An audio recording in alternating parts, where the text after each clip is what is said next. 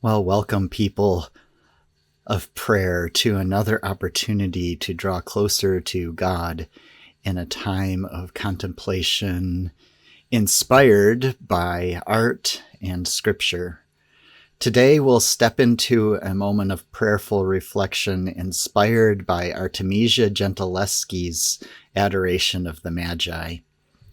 This painting beautifully captures the story we find in Matthew's Gospel, a story of seeking, honoring, and offering gifts to Christ. Gentileschi was one of the most remarkable artists of her time. Wikipedia notes that in an era when few women had opportunities to pursue artistic training or work as professional artists, Gentileschi was the first woman to become a member of the Academy of the Art of Drawing in Florence.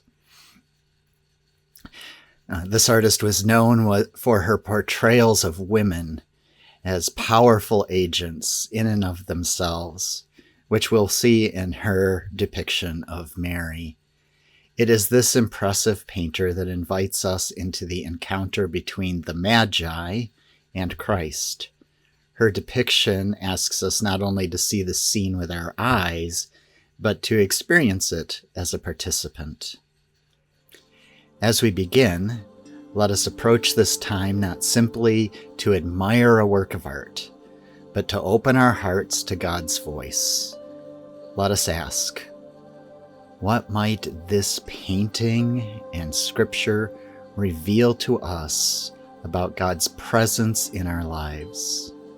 What gifts might we offer in response to God's call? Listen as we begin with the scripture from Matthew 2, verse 1, and then skipping to verses 10 through 12. After Jesus was born in Bethlehem, in the territory of Judea, during the rule of King Herod, Magi came from the east to Jerusalem. When they saw the star, they were filled with joy. They entered the house and saw the child with Mary, his mother. Falling to their knees, they honored him. Then they opened their treasure chests and presented him with gifts of gold, frankincense, and myrrh. Because they were warned in a dream not to return to Herod, they went back to their own country by another route.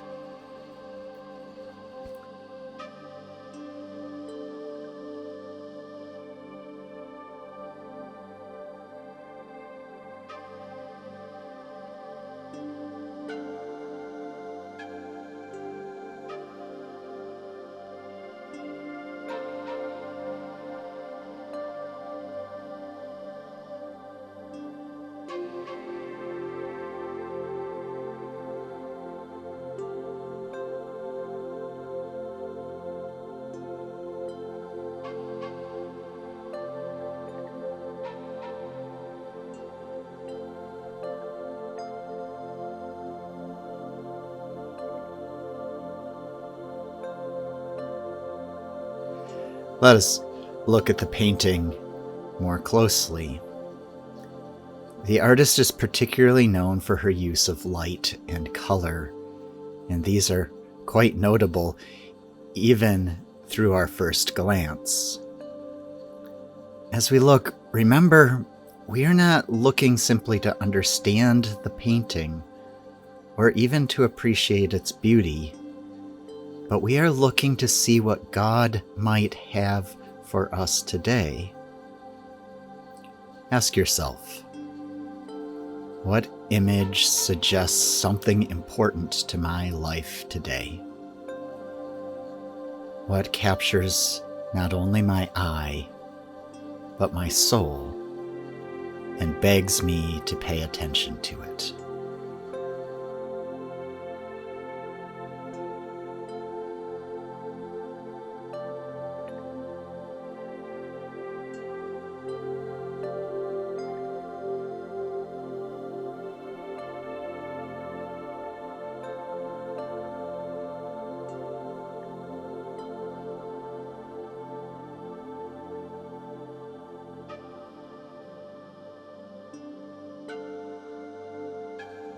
Let us take a closer look at some of the elements of Artemisia's painting. We begin our examination with the Magi themselves. The bottom Magi is the most humble of the guests. He kneels before Jesus, looking up. On the ground before him is his gift in a blue container. This may be a censer of incense. The incense is symbolic of prayer itself. The gold object beside it may be the Magi's crown removed out of reverence. His expression is one of wonder or awe as he holds out his hand, and Jesus' feet rest upon his hand. Perhaps he is even shocked to be allowed to touch the child before him.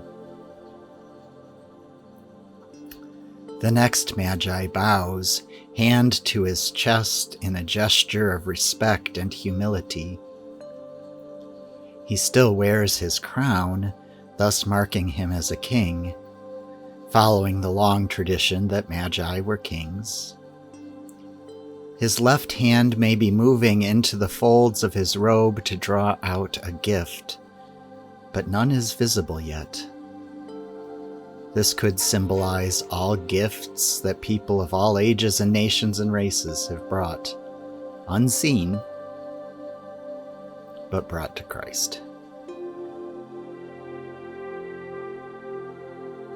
The third Magi is behind the first two. He holds an ornate jar, likely filled with myrrh. It is an oil of healing and a balm used to anoint even the dead. This Magi's attention appears to be drawn to a fourth Magi, almost invisible in the darkness behind him, who leans in as though whispering in his ear. The fourth Magi appears to wear a turban and has a darker complexion than the others. Yet he is a Magi. He is shown holding a golden goblet. Is this the cup of Christ used at his Last Supper?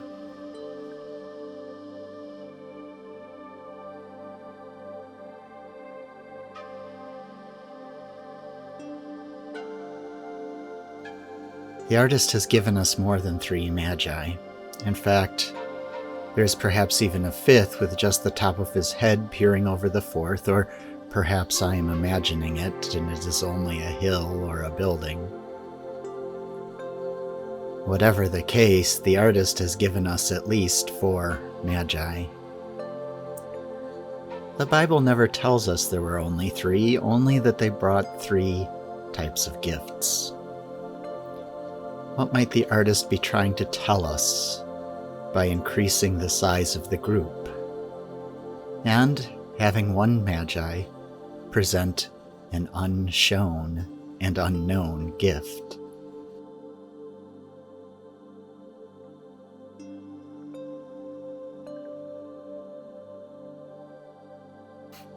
Far in the distance we see the star, their guide on their travels, breaking through the clouds and shining a ray toward the place of Jesus' birth. These are the Magi, the guests. Look them over. Is there something in the artist's presentation of them that begins to speak to you? Or are you beginning to hear God leading you or guiding you in some element of your life through what you see?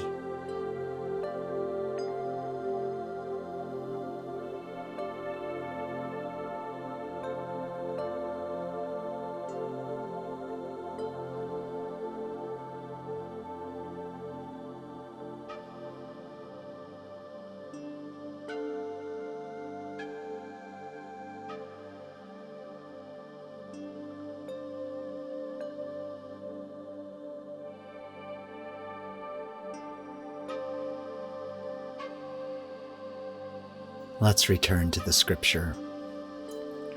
Listen for God's continued leading and guiding.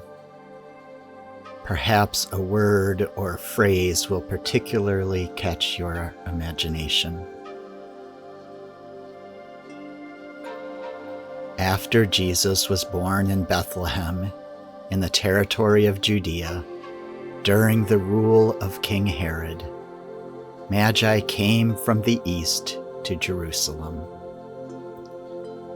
When they saw the star, they were filled with joy. They entered the house and saw the child with Mary his mother. Falling to their knees, they honored him. Then they opened their treasure chests and presented him with gifts of gold, frankincense, and myrrh. Because they were warned in a dream not to return to Herod, they went back to their own country by another route. As you think about the words of that scripture, what does God seem to be calling you to do in response? Is there a leading or guiding which suggests an action on your part?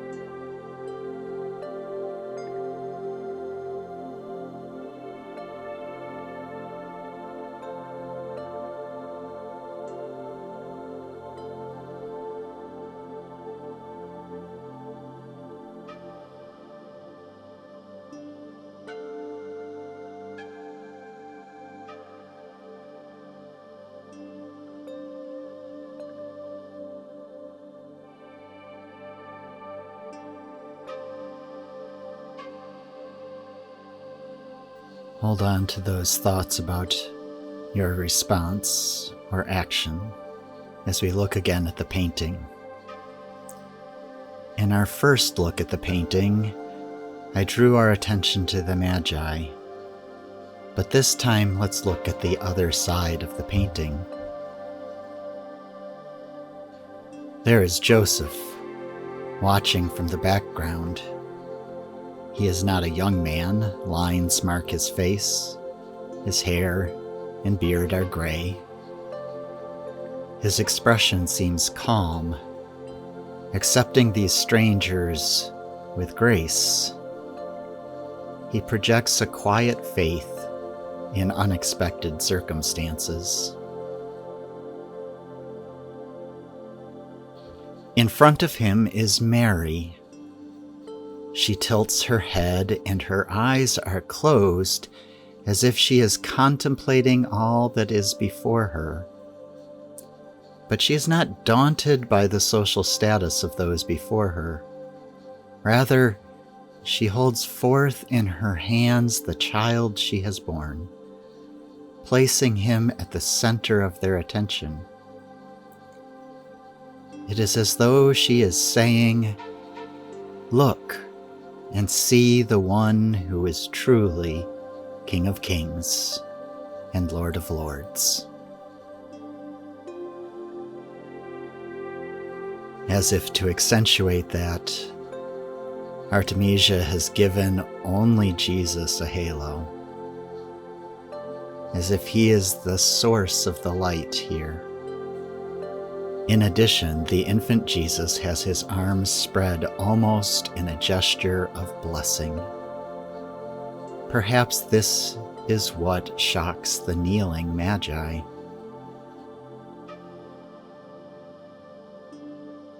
Return to your thoughts about what God is calling you to do. Keep looking at the painting, considering the scripture. Spend time not only reflecting on this direction, this guidance from God, but also imagine that Christ is blessing the actions that God is leading you to undertake.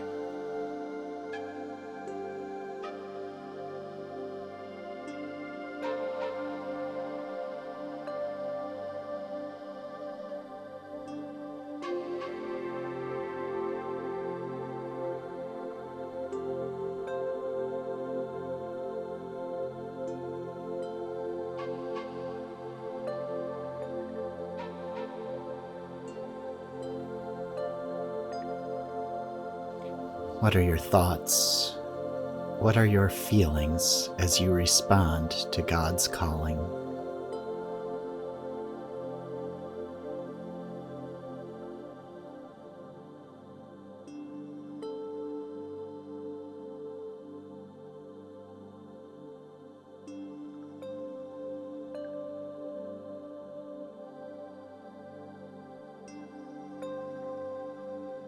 What journey of discovery might this call lead you on?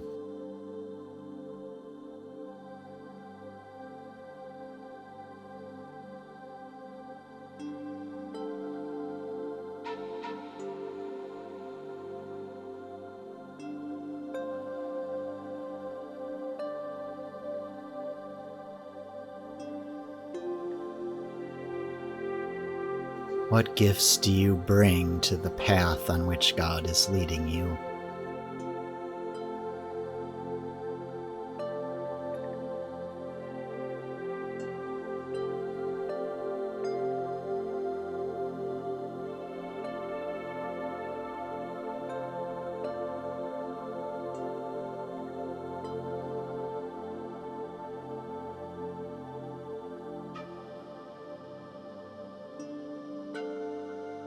What talents or services do you offer?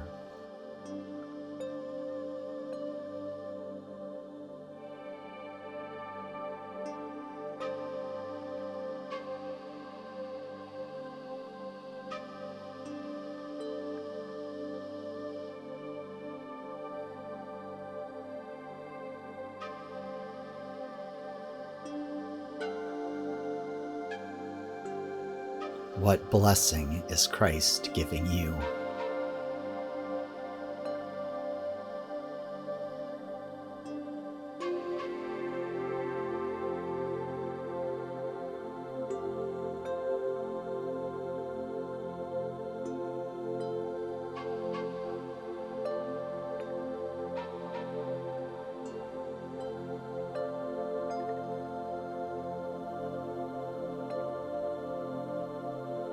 Talk with God about these things.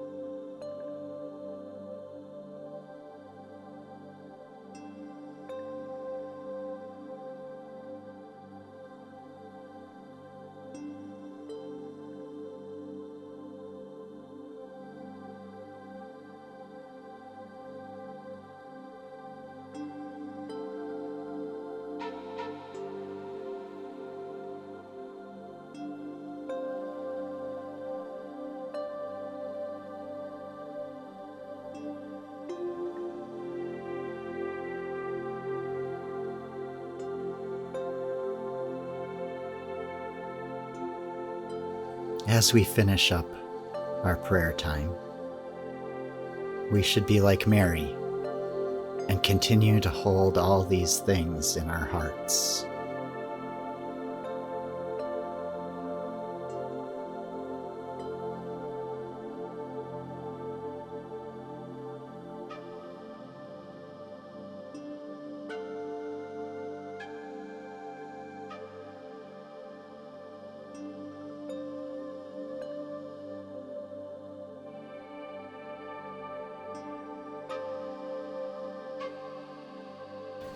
Thank you again for participating in this time of prayer. It's always amazing to consider what gifts we bring and how God is willing and able to use them in our journey of life. I pray that you would continue to think about these things as you reflect on the actions and directions that God is leading you in your life. And don't forget, Christ is blessing you along the way. And please join with us again next week as we continue to develop our relationship with God through a depth of prayer inspired by art and scripture.